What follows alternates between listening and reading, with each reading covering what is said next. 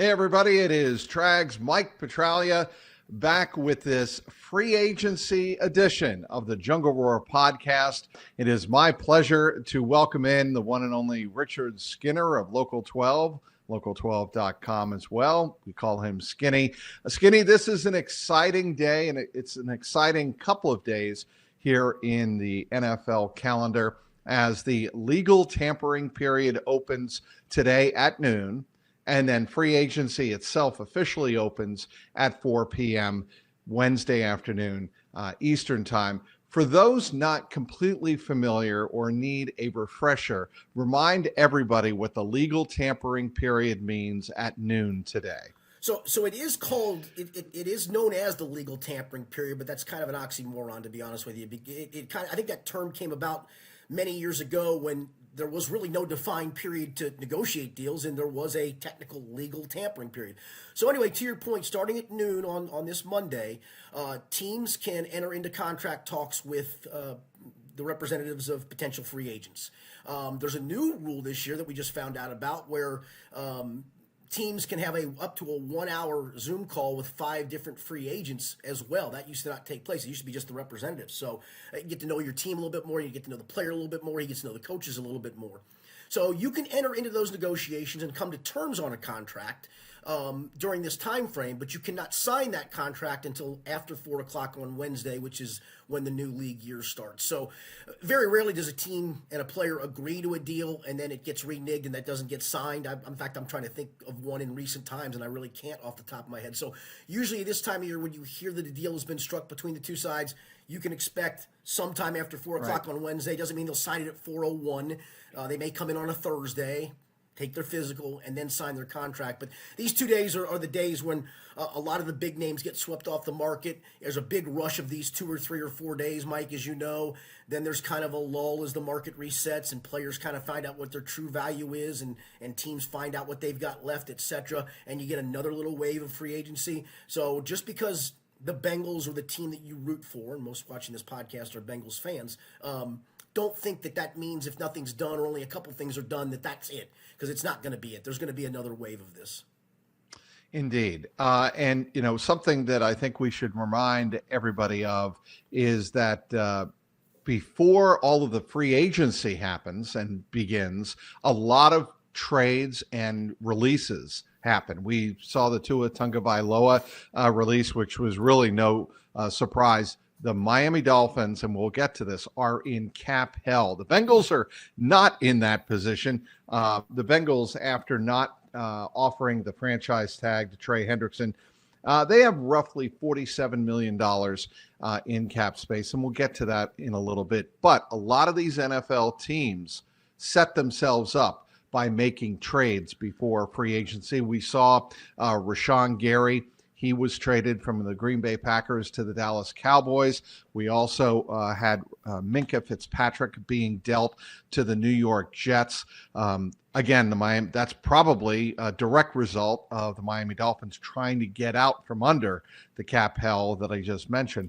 But again, set that stage a little bit, Skinny, about teams wanting to make these deals to set themselves up for free agency. Well, not only is 4 o'clock Wednesday important because that's when free agency begins, teams also have to be compliant by the salary cap standards, meaning you can't go into free agency above the cap.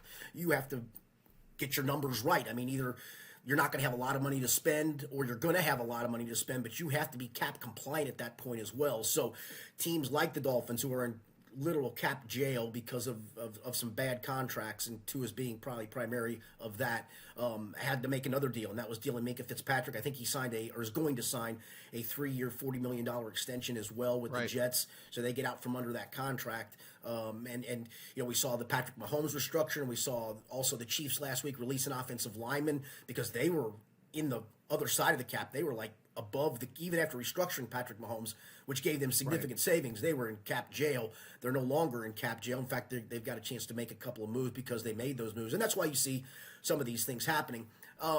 Where it pertains to the Bengals, Mike, I thought we could have a couple of cap casualties, and we still might to add some room. But you were at the combine with me as well, and we talked to Al Golden and Duke Tobin, and I thought B.J. Hill was a potential cap casualty. But after our conversations, I think you'll agree with me.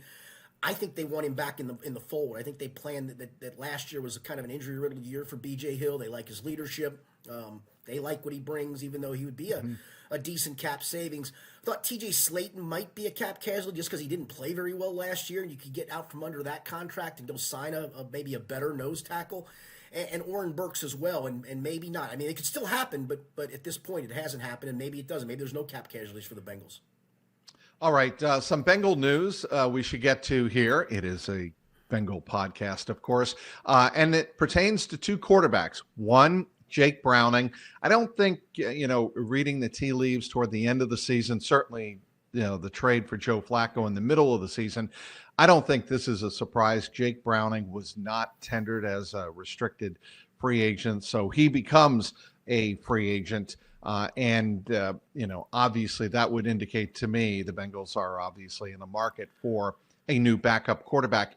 And there are reports out there, NFL Network being prominent among them, that Joe Flacco is interested in first pursuing a starting job as a quarterback at the age of 41. The reason that is interesting is because Joe Flacco knows as well as we do that the quarterback market right now is an abject mess around the National Football League, both starting quarterback and the backup position.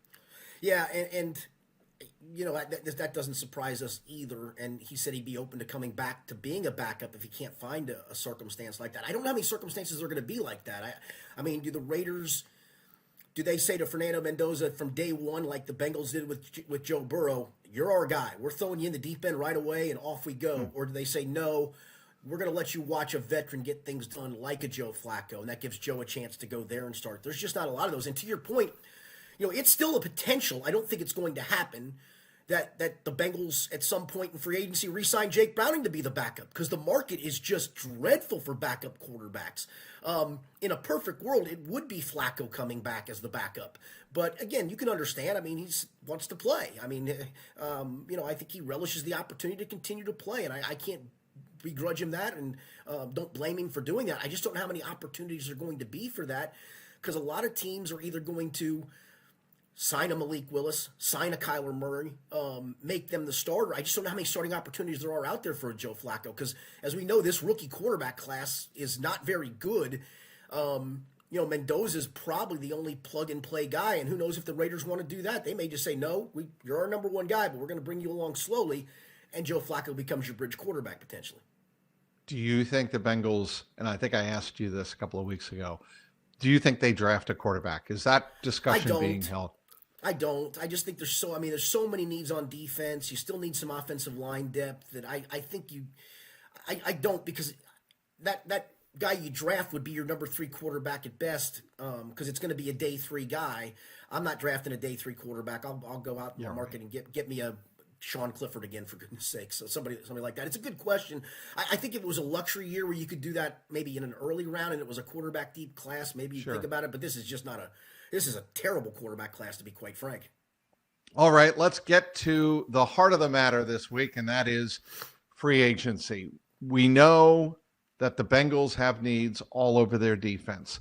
It will be interesting to me, Skinny, to see how they use free agency to address which needs.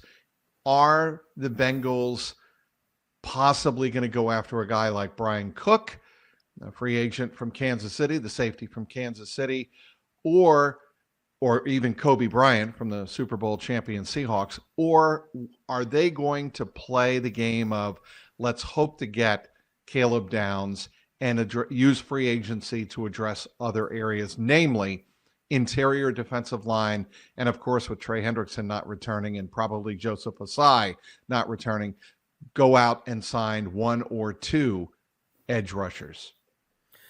Yeah, so my priorities would be the following, and it's a strange priority because it would flip-flop if you can't get your number one guy. It would be John Franklin Myers on the interior to add some pass rush juice. You just don't have that at the moment. B.J. Hill he's advanced age. It was a nice rotation with him and Larry Ogunjobi in 21. B.J.'s played too many snaps, and he's not a great pass rusher. So you need some juice there. It would flip-flop if you don't get him, because then at the tackle position, in my opinion, from pass rushing standpoint, it takes a drop. Definitively, you have to get a veteran safety in this free agency cycle who is a starting caliber, has been there, done that guy. Even if you are lucky enough to land Caleb Downs, you know what's good? Depth is good. You know, playing three safeties in this league now has become in vogue too. Yes. So that gives you a chance to do that. Big nickel. Yeah, and you know, let's face it, they didn't trust Tyson Anderson, they didn't trust PJ Jules, they didn't trust any of the backups to play last year.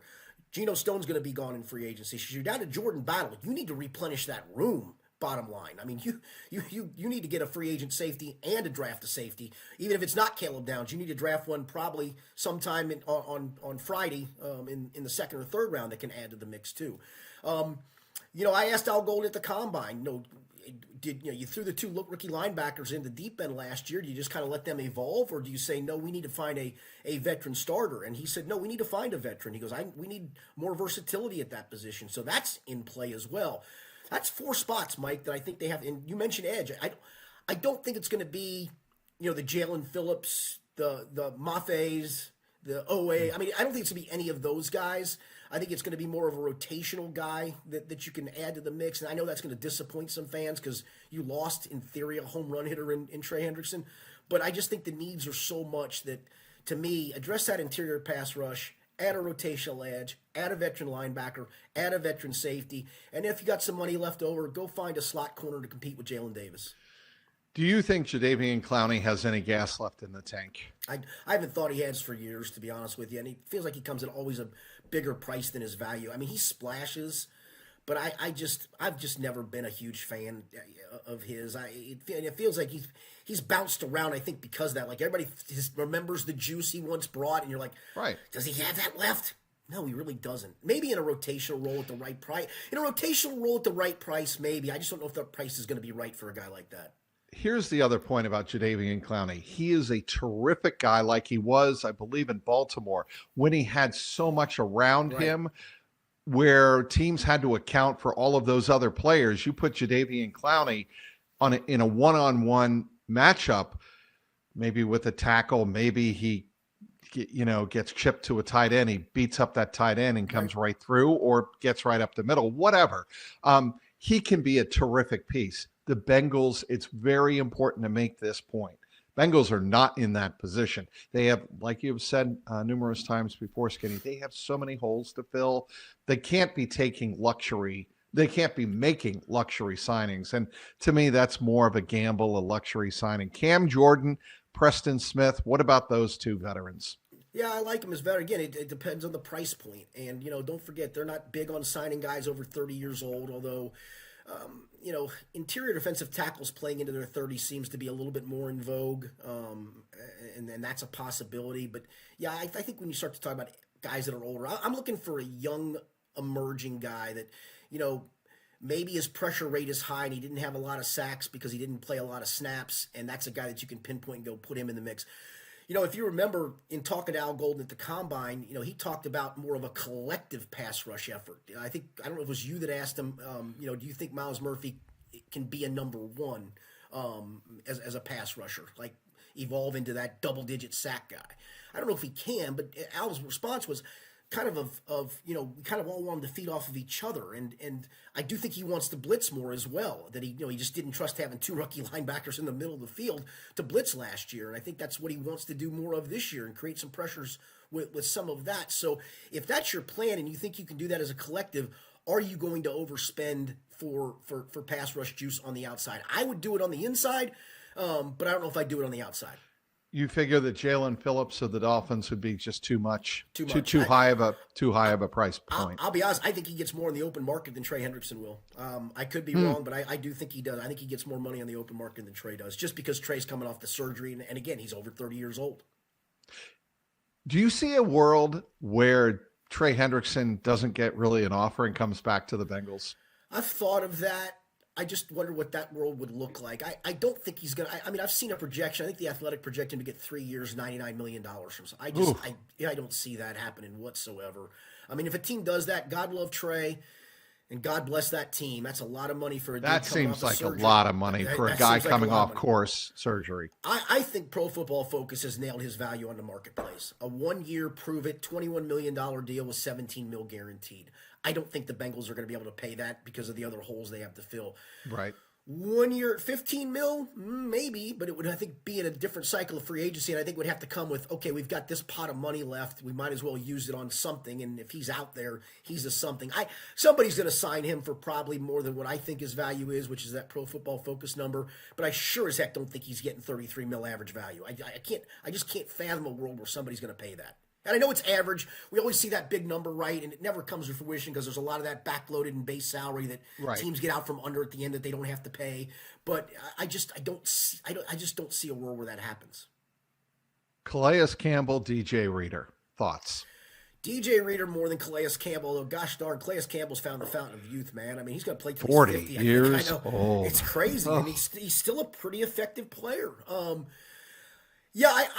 I'd like DJ Reader back. I wouldn't mind that, but I think it would come at the expense of cutting TJ Slayton. I don't know how I have those two. And listen, I don't know where McKinley Jackson stands for them. They keep talking highly of him like he's coming on, but he still hasn't shown enough for him to get quality snaps, right? So, I mean, how much do they believe in McKinley Jackson? I just don't imagine you keep two free agent priced nose tackles who are there for really one down and one down only on your roster. If they cut TJ Slayton, then absolutely I make a run to get DJ Reader back here. We didn't talk last week, Skinny. We gave you the week off, and Rocky Boyman filled in nicely in your shoes. The redhead. The redhead. The pride of Notre Dame.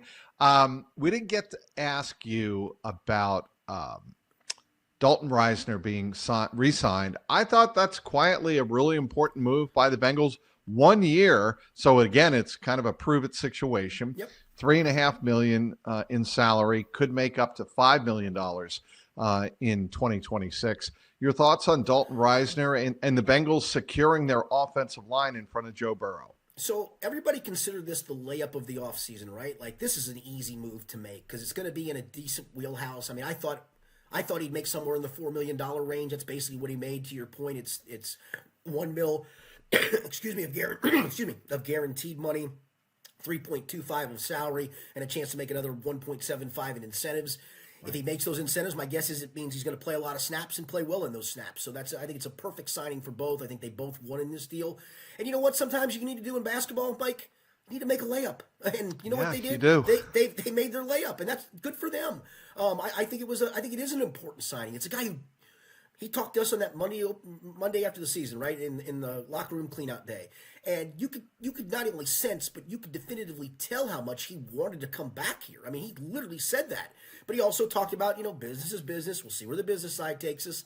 I thought at the combine, Duke Tobin kind of hinted that they were close. I found out over that weekend that they were extremely close and that something was probably going to get done, and it did get done. And so, people can go, well, yeah, that was easy. Again, sometimes the easy things don't get done by this organization. They did the easy thing and the right thing, and good for them. Cornerback. I want to go back to the defense here. Yep. Tariq Woolen, Roger McCreary, and here's a name. It got released, I believe, on Monday or over the weekend. Mike Hilton. Yeah. Thoughts on those three names or anybody else? Mike Hilton can't run anymore, unfortunately, and I love Mike Hilton. You love Mike Hilton. Fans love Mike Hilton. I think Mike Hilton more than served a purpose here in Cincinnati. He was a terrific. As much as the Trey Hendrickson signing was a great signing and arguably the greatest signing in Bengals history, Mike Hilton isn't far behind for the role that he played in every facet, from leadership to all the things you could do with him as a blitzer, coverage, all those, but he can't run anymore. So it's funny you bring up Roger McCreary. So when I did the athletic exercise where they let you kind of use the money and piece your franchise together the way you want, that was the guy I signed. I signed him for $3 million to be a slot corner. At that point, the Bengals had not re-signed Jalen Davis. I don't think Jalen Davis is probably a 17-game starter. I think he proved last year he's a valuable piece to have. But, Roger McCreary would be the guy that can slide in there and probably start in the slot if you don't draft a slot on top of it. So I like him a lot. And you threw out one other name. Tariq. No. You know where I stand on that cat. I do. I threw that out for some comedic relief. I will say this. He is a good player, but my gosh, just that idiotic move in the playoffs was the dumbest things I've ever watched. I want to read, and I've got to find it if I can find it quickly enough. The NFL.com ranking. Here it is. I'm sure he's ranked high. He's a good player. He just is a knuckle. I'm trying to find. I don't think maybe I don't. Oh, I do. I found it. Skinny. Took All me right. long enough. Woolen had a wild time over the course of his rookie contract, going from Defensive Rookie of the Year candidate to being benched to playing the role of hero and GOAT in a two-play sequence in the NFC Championship game. He is the cornerback volatility incarnate. Wow. That's actually a good summation, to be quite honest with Greg you. Rosenthal of NFL.com, by the way. That was well done. That is a very, very good summation. Yeah, I'm going to say thanks, but no thanks. The player, Right. yes. The knuckleheadedness, no thank you. Unfortunately, like I said, I don't think Mike Hilton can run anymore. And Roger McCreary does. I mean, he does intrigue me. He didn't get a lot of run with the Rams when he got traded there, which is a little wild. But there's I think a lot still left in the tank.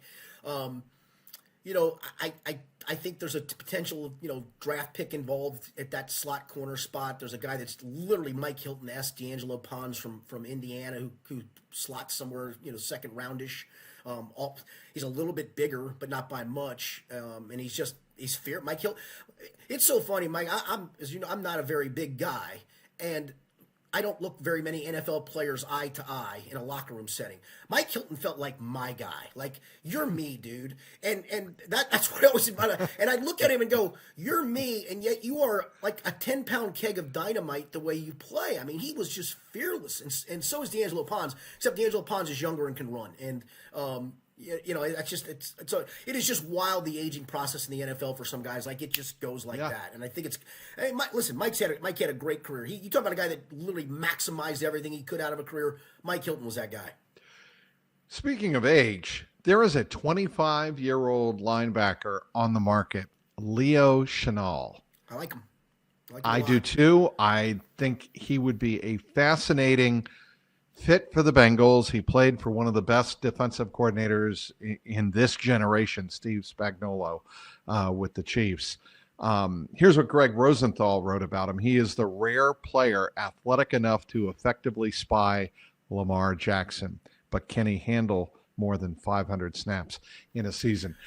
I know, and before you continue there, Skinny, it was interesting to me that Al Golden in Indianapolis said they need a guy who can play both off the edge and on the ball. And I think he might be somebody that piques their interest a little bit. And to that last graph about, can he handle 500 snaps? I think you would bring a guy like that in here and not need him to play 500. You just need him in whatever specialty role you put him in to pair up with the other kids. And the rotation of the three of them somehow, some way is Al Golden's charge to make work. And so that seems like almost the perfect kind of guy to bring in here. Like, okay, I can't play him, 95% of my team's snaps.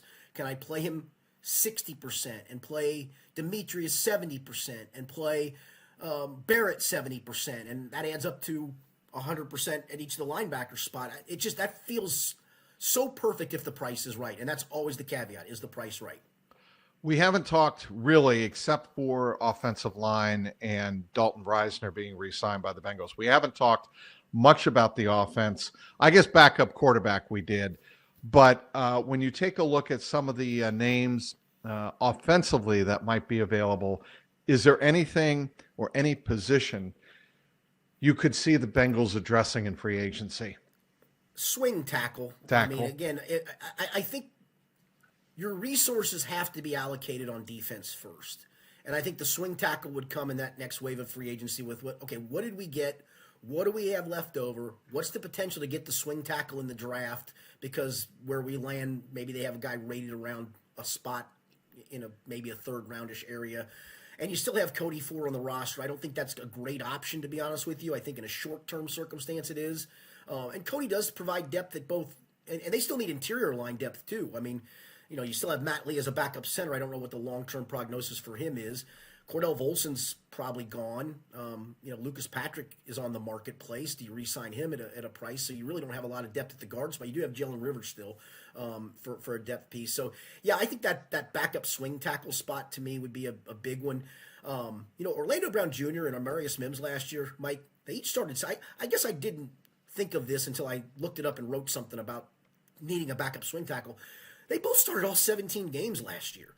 I mean, they didn't the year before that, right? And that feels very Right. rare in the National Football League, that you get through a whole season unscathed at really any position, but especially at the tackle spots where your two starting tackles that were projected started every game. And so the law of averages would tell me that probably isn't going to happen in 2026. So I better have a ready-made plan to plug somebody in there. And I just don't know if Cody Ford is that answer. Jermaine Illuminor. He has always fascinated me as that kind of guy who you would sign maybe in the second round of free agency. He may not last that long. I don't think he does. I think that's the issue. But I'm with you on what you're saying. But I don't think he lasts in the second round. But if he does, absolutely. Rasheed Walker. Same situation. I mean, I think the guys we're thinking of aren't even guys that are at the top of the list. I think you're talking about, I don't want to call it bargain basement, but literally a second wave swing tackle that you feel is an upgrade over Cody Ford. Maybe they tried Jalen Rivers again out there during training camp. It didn't work last year, and that's why they kicked him inside to guard. But yeah, the offensive line depth, it's not awful, but it is in question. And again, you had a lot of guys who were durable last year. Now you had obviously Dylan Fairchild missed a couple of starts. Reisner got pulled for Rivers, then got plugged back in for Rivers. Ted Karras started every game. I mean, heaven forbid if he goes down. I mean, I don't think they even know what they have in Matt Lee, if they have anything at all in Matt Lee, for goodness sake. So, yeah, I think offensive line depth has to be addressed at some point, but I don't think it's at the top of the list priority-wise. I certainly don't think tight end is, but no. Wide receiver is a sneaky position for the Bengals to get some depth in, just because of Andre Yosavash, who had, again, very, very solid, good, and sometimes great moments for the Bengals last year. But it's just so critical to keep the well full and the reserves full for Joe Burrow if something happens, God forbid, to Jamar, T, or both at the same time. Yeah, I don't even know what long-term prognosis Andre Yoshivash would be if either Jamar or T went down as a viable number 2. He's a nice number 3 in the circumstances they put him in. I do think if Eric All comes back healthy, and he gave himself a thumbs up on Instagram the other day, like he's back and ready to go, I do think you'll see them lean way more into 2 tight end personnel again with Eric All and Gesicki on the field, because Eric All is a 3-down guy. So in theory, you go, okay, you don't need a dynamic number 3, and you don't. But to your point, I do think you need depth, because Charlie Jones has proven nary a thing to this point. No. I mean, probably your better wide receiver option, just as a pure receiver, is Kendrick Pryor at the moment, and that's not exactly great. No, and I'll give you 3 names: Keenan Allen, Marquise Brown, Tyquan Thornton. They all have some level of playing baggage, and I just don't know, like Keenan Allen's age, Tyquan Thornton's just never gotten over the hump. But do I think that at the right price, a Tyquan Thornton's a better option than Charlie Jones? I sure as heck do. So, I think it comes in whatever that later round of free agency is. Because you're not going to address that position high in the draft. Hell, you may not even address it at all in the draft, for goodness sake. So it's got to be either on your existing roster or somebody you feel like you can go get.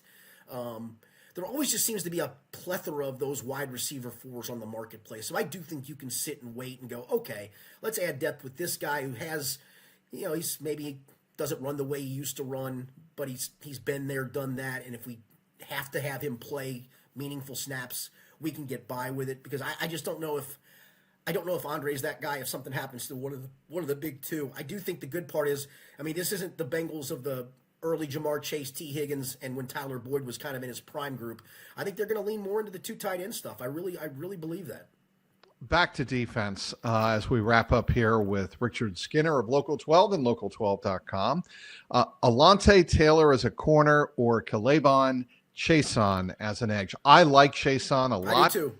He was a massive part of Mike Vrabel's defense last year. And he might, again, be somebody that would be the right fit at the right time for the Bengals in terms of pass pressure. Yeah, right fit, right time at the right price. And I think he's on that borderline of, is he just a hair too much, or is he in the right wheelhouse? Because he was on my show when I put together that roster for The Athletic. He was just a hair more than what I could afford because of some of the other things I did. If I'd have done a couple of things differently, he would have been at the top of my list of pluck. So I think at the right price, he's got to be in play. Anybody else that is on your radar that you think Bengal fans should keep an eye on or keep an ear out for? Yeah, Draymond Jones has had a sneaky good year last year in terms of pressures, and he can play. I don't think you'd want him as a 3 technique, but he can play there. He also can play on the edge. It also leaves me, again, super fascinated with what they do with Shamar Stewart on pass downs. Do they decide if they sign a Chase? Let's just say, let's go to the place they sign a Chase on, or at least a capable edge rusher that's been there, done that. And you put together then a package of Miles on one outside, whoever this guy is, and then Shamar Stewart is the 3 technique, and pick your poison for where the other defensive tackle is on pass rush downs, then maybe you really have a nice pass rush group. And let's not forget, this is a pretty good class in terms of defensive linemen from a rookie standpoint, to where I don't think you need them to be plug and play, 100% snap guys, but can that be the rotational piece you're looking for? So I'm super interested to see where the resources get allocated, because they do have a lot of holes to fill.